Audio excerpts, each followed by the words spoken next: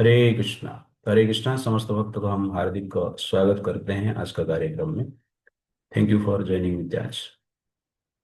ओम नमो भगवते वासुदेवाय। ओम नमो भगवते वासुदेवाय। ओम नमो भगवते वासुदेवाय। नारायणं नमस्कृत्य नरं चैव नरोत्तमं देवीं सरस्वतीं व्यासं ततो जयमुदीरये। नष्टप्रायेष्वभद्रेषु नित्यं भागवत सेवया भगवति उत्तमश्लोके भक्तिर्भवति नैष्ठिकी। कृष्णाय वासुदेवाय देवकीनन्दनाय च नन्दगोपकुमाराय गोविन्दाय नमो नमः। ॐ अज्ञानतिमिरान्धस्य ज्ञानञ्जनशलाकया चक्षुरुन्मिलितं येन तस्मै श्रीगुरवे नमः। नमो विष्णुपादाय कृष्णप्रेष्ठाय भूतले श्रीमते भक्तिवेदान्त स्वामिनिति नामिने। नमस्ते सारस्वतदेवे गौरवाणी प्रचारिणे निर्विशेषशून्यवादी पाश्चात्यदेशतारिणे। नमः महावदान्याय कृष्णप्रेमप्रदायते कृष्णाय कृष्णचैतन्य नाम्ने गौरतिषे नमः। पञ्चतत्त्वात्मकं कृष्ण भक्तरूपस्वरूपकं भक्तावतारं भक्ताख्यं नमामि भक्तशक्तिकम्। हे कृष्ण करुणा सिन्धो दीनबन्धो जगत्पते गोपेश गोपिका कान्त राधाकान्त नमस्तुते। तप्त कांचन गौरांगी राधे वृंदावनेश्वरी वृषभानुसुते देवी प्रणमामि हरिप्रिय। वंशाकल्पतरुभ्यश्च कृपा सिन्धुभ्येव च पतितानां पावनेभ्यो वैष्णवेभ्यो नमो नमः। जय श्री कृष्ण चैतन्य प्रभु नित्यानंद श्री अद्वैत गदाधर शिवासादि गौर भक्तवृंद। हरे कृष्णा कृष्णा कृष्णा हरे हरे हरे राम राम राम हरे हरे। हरे Krishna. Hare Krishna. I would like to welcome all of you for this जपा session and Shrimad Bhagavatam class. तो थैंक यू। आप लोग एटलीस्ट 35 से ज़्यादा लोग अटेंड किए हैं। तो thank you for your auspicious desire and determination. तभी गीता सर हमने कंप्लीट किया है। अब भागवत सार स्टार्ट करेंगे। तो जिस प्रकार हम गीता सार लिए हैं तो धीरे धीरे हम भागवतम करेंगे। तो मेरा आगे जो सेशंस रहेगा मॉर्निंग में इस प्रकार हम लेते रहेंगे। और 21 डेज हम भगवान कृष्ण के लीला के बारे में डिस्कशन करते हैं थोड़ा। तो अभी तक हमने जैसे कि गीता में सुना है कि जीवन का जो लक्ष्य है भगवत प्राप्ति करना है। और भगवत प्राप्ति करने में जो सर्वश्रेष्ठ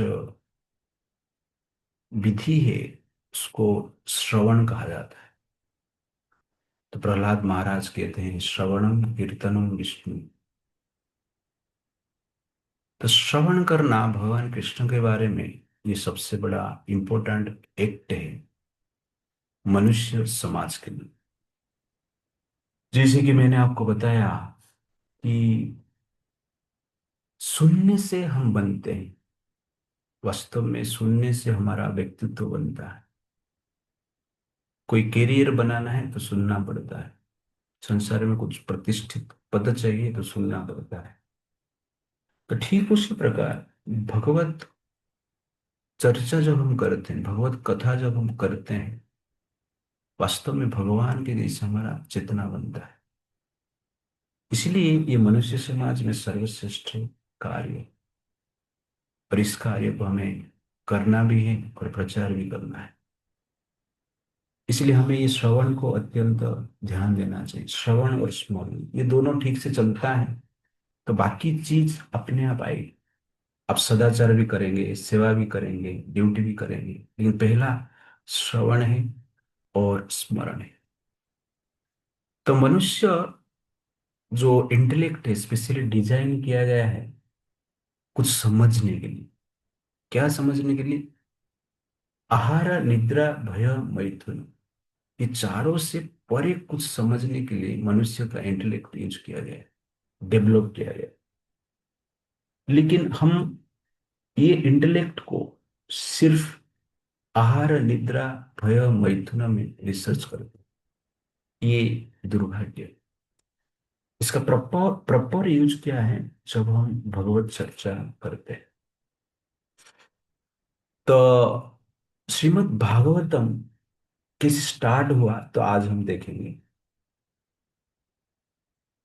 तो जैसे कि हम महाभारत जानते हैं, पांडव हुए हैं, महाभारत युद्ध हुआ है, और अर्जुन के जो बेटे हैं अभिमन्यु, उनका वध हो जाता है। अभिमन्यु के जो स्त्री थे उनका नाम है उत्तरा, और उत्तरा का गर्भ से एक संतान का जन्म हुआ है जिनका नाम है परीक्षित महाराज। तो परीक्षित महाराज का जन्म अत्यंत आकर्षक है, और उनका शरीर का त्याग का जो लीला है वो भी अत्यंत आकर्षक है, और जीवन भक्तिमय और धर्ममय।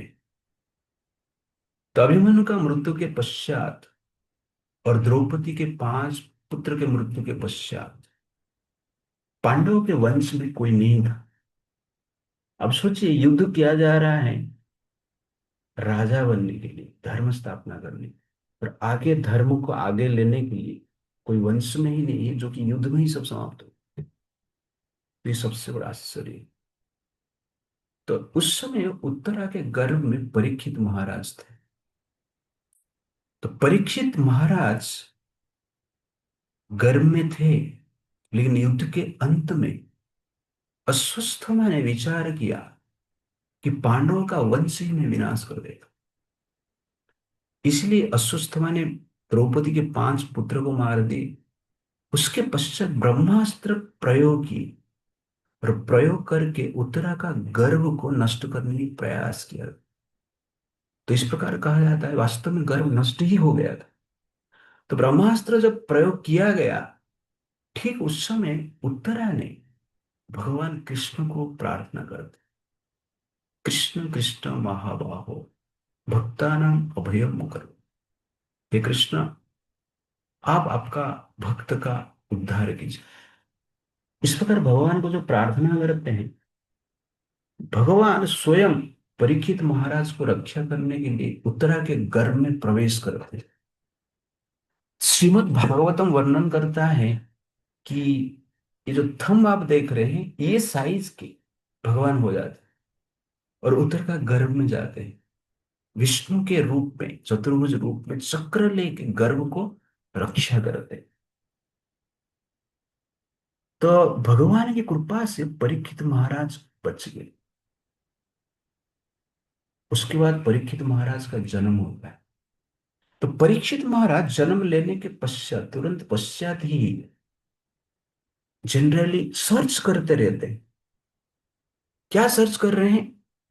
कि घर में जो विष्णु को देखा था, जो भगवान को देखा था, बाहर वो ढूंढ रहे। इसलिए उनका नाम परीक्षित रखा गया है। और जिसको भी देखते थे परीक्षा करते, टेस्ट करते कि ये वास्तव में भगवान कृष्ण है क्या, वो जानने की प्रयास करते थे। इसलिए उनका नाम रखा गया परीक्षित। और जीवन का ये लक्ष्य होना चाहिए, सबको जनरली सर्च करना चाहिए विष्णु की धारे, भगवान की धारे। ये कैरेक्टर अत्यंत आवश्यकता है। और बचपन से ही परीक्षित महाराज भगवान कृष्ण के प्रति आकर्षित थे, और खेल खेल में भगवान कृष्ण के जो लीला का अनुकरण करते थे। और जो डॉल रहता था, खिलौना रहता था, वो कृष्ण का ही रहता था। इसलिए बचपन से वो कृष्ण के प्रति अट्रैक्टेड थे, और एक धार्मिक राजा भी बनते हैं, समाज का पालन करते हैं, ड्यूटी करते हैं, जैसे कि हमने गीता में डिटेल्स में ड्यूटी के ऊपर ध्यान दिया। परीक्षित महाराज अपना ड्यूटी करते हैं। पांडव जब वो शरीर त्याग कर लेते, हिमालय की ओर जाते हैं, स्वर्गवास करते हैं, भगवान कृष्ण के संसार त्याग के पश्चात परीक्षित महाराज राजा बनते और अच्छा शासन करते। उनके राज्य में सब लोग सुखी थे, और सब लोग भगवान कृष्ण का भी भक्त थे। एक दिन परीक्षित महाराज वन में घूम रहे। देखिए लाइफ कैसे चेंज होता है। राजा, पांडवों के पुत्र, और जिसको पर्सनली भगवान कृष्ण गर्भ में दर्शन दी, पर्सनली भगवान कृष्ण जिसका रक्षा किए, ऐसे एक व्यक्तित्व वन में घूम रहे हैं अभी। काल की प्रभाव आप देखिए, समय का चक्र को आप देखिए। वन में घूम रहे हैं, अचानक उनको प्यास लगता है, जोर से प्यास लगता है। वो प्यास को सहन नहीं कर पा। समय ऋषि करके एक ऋषि रहते हैं, उनके आश्रम में जाते हैं, और आश्रम में जाकर पानी मांगते हैं। उस समय पे समीक ऋषि ध्यान मग्न समाधि में थे, और भगवान का दर्शन अपने हृदय में कर रहे थे। समाधि स्थिति में बाहर क्या हो रहा है किसको कुछ पता नहीं चलता। इसलिए परीक्षित महाराज आकर उनको जब पानी मांग रहे, ठीक उस समय समीक महाराज ध्यान मग्न के कारण कुछ जान नहीं पाए, इसलिए उत्तर नहीं दी। पर परीक्षित महाराज प्यासा थे, वो गुस्सा हो जाते, वो गुस्सा हो जाते, क्रोधित हो जाते, और क्रोधित होकर क्या करते हैं, देख रहे हैं चारों ओर एक मरा हुआ सर्प पड़ा हुआ रहता है। वो मरा हुआ सर्प को अपना धनुष बाण से उठाते हैं, उठाकर समीक ऋषि के गले में डाल देते हैं, और अपने राज्य में आ जाते हैं।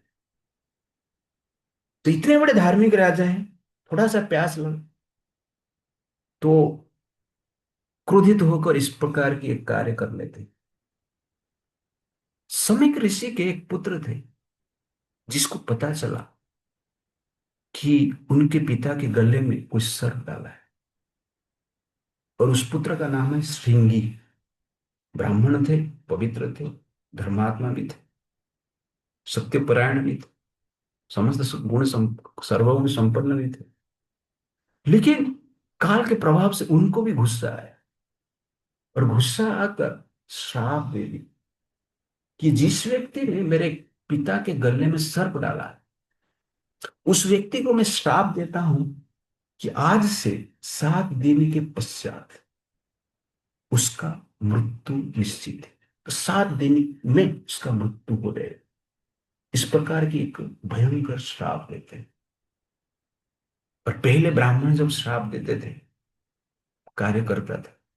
आजकल कर नहीं रहा है, इसलिए ब्राह्मण को कोई डर नहीं रहा है। ब्राह्मण के लोग डरा रहे हैं, वो अलग बात है। लेकिन श्राप दे रहे थे, श्राप दे थे।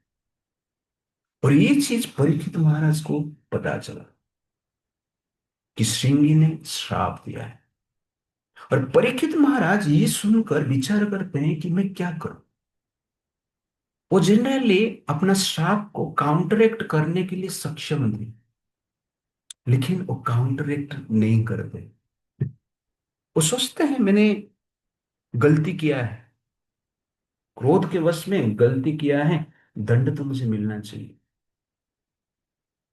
इसलिए वो श्राप को काउंटरएक्ट करने का प्रयास नहीं करते हैं, दंड को स्वीकार करते हैं, और कहते हैं ये भगवान की मेरे ऊपर कृपा है।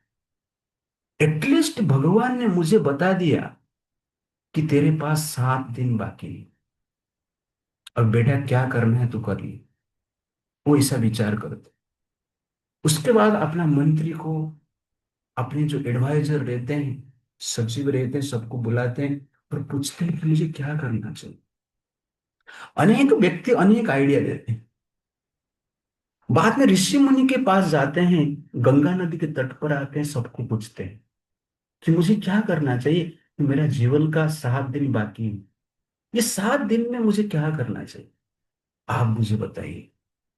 जीवन का सर्वश्रेष्ठ कार्य क्या है जो कि 7 दिन में मुझे करना चाहिए।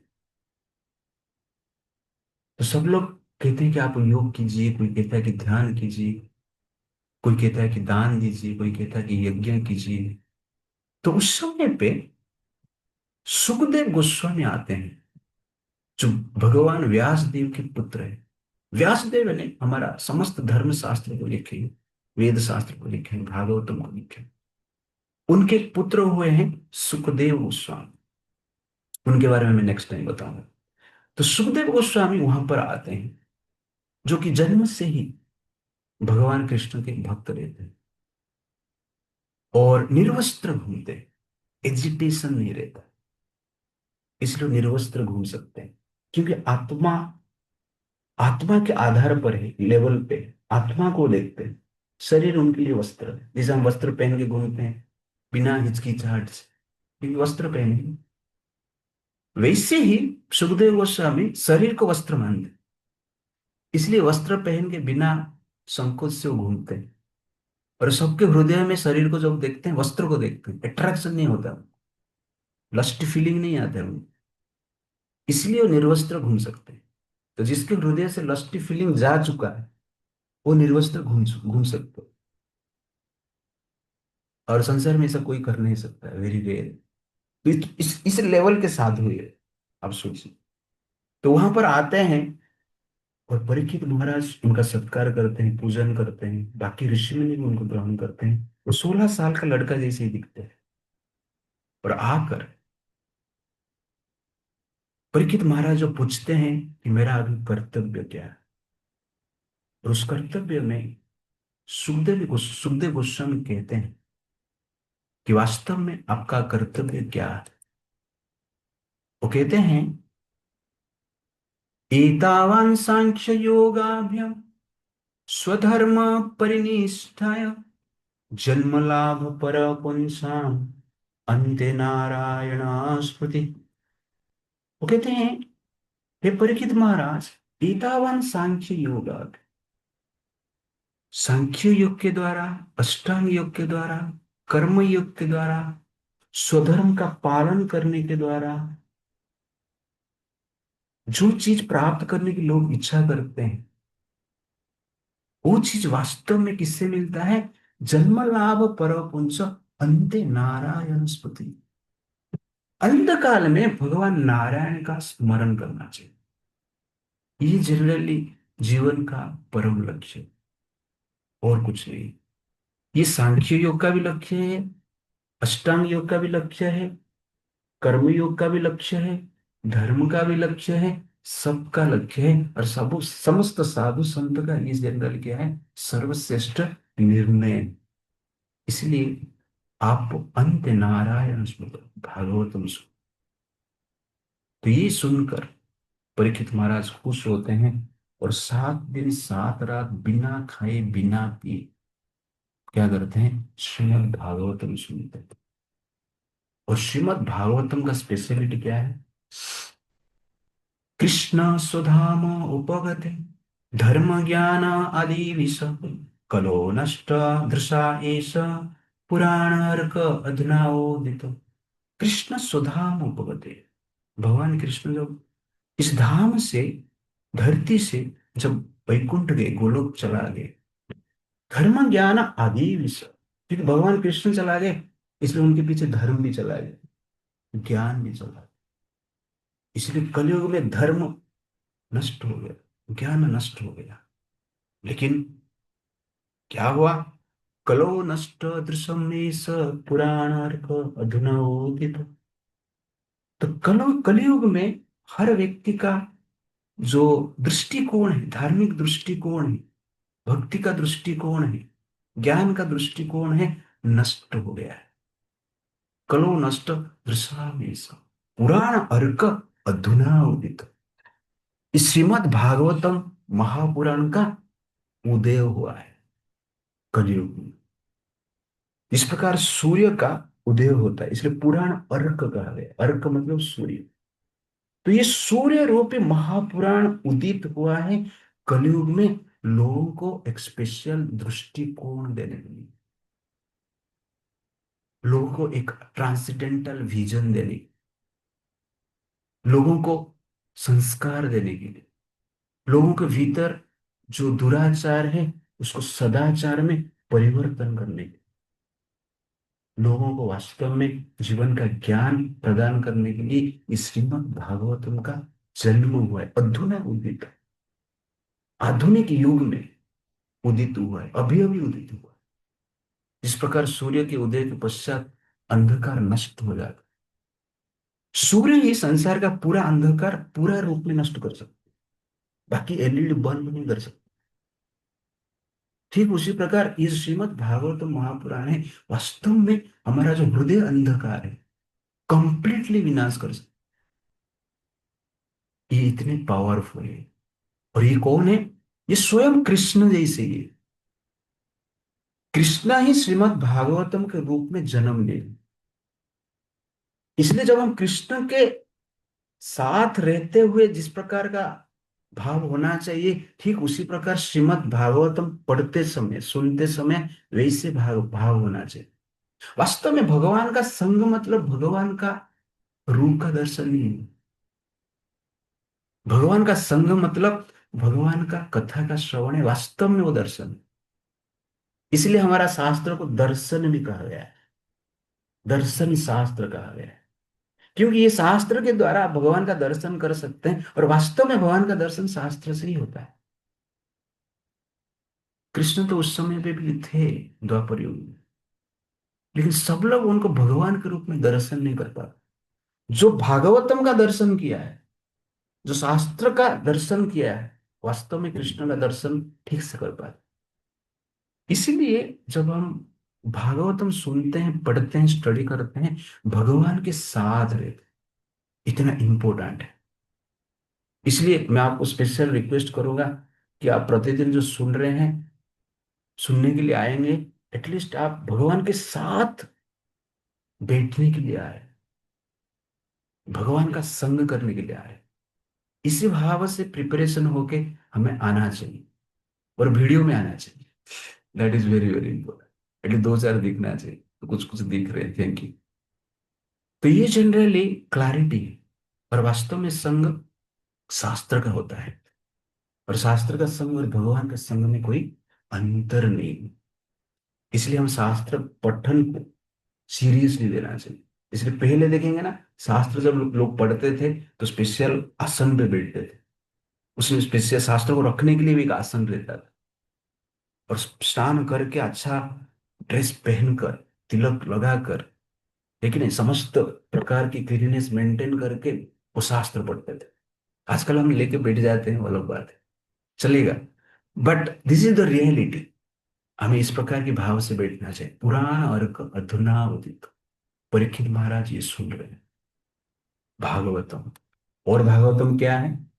निम्न गानम यथा गंगा, देवानाम अचित यथा, वैष्णवानाम यथा शंभो, पुराणानाम इदम तथा। निम्न गानम यथा गंगा, जिस प्रकार समस्त तीर्थ में गंगा श्रेष्ठ है, जिस प्रकार समस्त नदी में गंगा श्रेष्ठ है, देवानाम अच्युत यथा, और देवताओं में जो श्रेष्ठ है भगवान कृष्ण है, वैष्णवानाम यथा सुंदर, और वैष्णव में से जो श्रेष्ठ है वो भगवान शिव, पुराणानाम इदम तथा, और जितने भी पुराण है, शास्त्र है, नॉलेज, उसमें जो श्रेष्ठ क्या है? भागवतम है। इसलिए भागवतम जब हम डिस्कशन कर रहे हैं तो सर्वश्रेष्ठ शास्त्र का डिस्कशन कर रहे हैं। और उसमें जो 10th कैंटो जो भगवान की लीला के बारे में बताया, तो गीता में आपने संवाद सुना कृष्ण और अर्जुन के, और पूरा भागवतम में भगवान व्यासदेव भक्त और भगवान का जो इंटरेक्शन है, लाइफ स्टाइल है, वो बताते हैं। और 10th कैंटो में भगवान कृष्ण के समस्त लाइफ स्टाइल बताया गया है, भगवान कैसे संसार में जिए। आजकल लोग हॉलीवुड बॉलीवुड का जनरली लाइफ देखते हैं, पढ़ते रहते हैं कि ये लोग क्या खा रहे, क्या पी रहे, कहाँ गए हैं, कौन सा लफड़ा किया है, कितना बीवी छोड़े हैं, कितने के पीछे पड़े हैं। ये सब जनरली लोग स्टडी करते हैं। लेकिन भगवान क्या खा रहे हैं, भगवान कितने शादी किए हैं, भगवान का दिनचर्या क्या है, इसके लिए जीते, उनका लाइफ स्टाइल क्या है, इसको रिसर्च करने के लिए जनरली हमें मनुष्य शरीर मिला। कॉकरोच को रिसर्च करने के लिए, कॉकरोच का डाइजेस्टिव सिस्टम, एक्सक्रीटरी सिस्टम, लेकिन नहीं, ये सब सिस्टम को रिसर्च करने के लिए हमें मनुष्य शरीर मिला है। हाँ ठीक है, वो करना है अपना मेडिकल साइंस आगे बढ़ाने के लिए, बट भगवान के बारे में रिसर्च करने के लिए इंटेलेक्ट है। इसलिए ये कार्य हमें करना चाहिए। तो महत्वपूर्ण पॉइंट मैं अभी यहाँ पे बता रहा हूँ। अब यहाँ पर देखिए, सुखदेव गोस्वामी के सामने परीक्षित महाराज बैठे हैं भागवतम सुनने के लिए, क्योंकि उनके पास 7 दिन बाकी हैं। सबसे बड़ा क्वेश्चन है, भगवान उनको बचाए क्यों नहीं? जिस भगवान ने उनको मां के गर्भ में बचाए थे, उस भगवान ने ये सर्प से क्यों नहीं बचा रहे? तक्षक नामक सर्प उनको काटने के लिए जा रहा है। तो ब्रह्मास्त्र से मां के गर्भ में भगवान कृष्ण ने परीक्षित महाराज को बचा लिया, और ये साधारण तक्षक नाग से परीक्षित महाराज को कृष्ण बचाएंगे? ये क्या चल रहा है? वास्तव में कृष्ण ये अन्याय कर रहे हैं। एक ही तो बेटा था, उसको भी अभी मृत्यु श्राप मिल गया और जवानी में भी मिल गया। उनको पुत्र हुए हैं जन्म से, आगे जाके राजा बने, बट बचाना चाहिए ना। जनरल हम भगवान को बुलाते हैं बचाना चाहिए, और भगवान बचाते नहीं तो लोग भगवान के ऊपर विश्वास ही छोड़ देते हैं।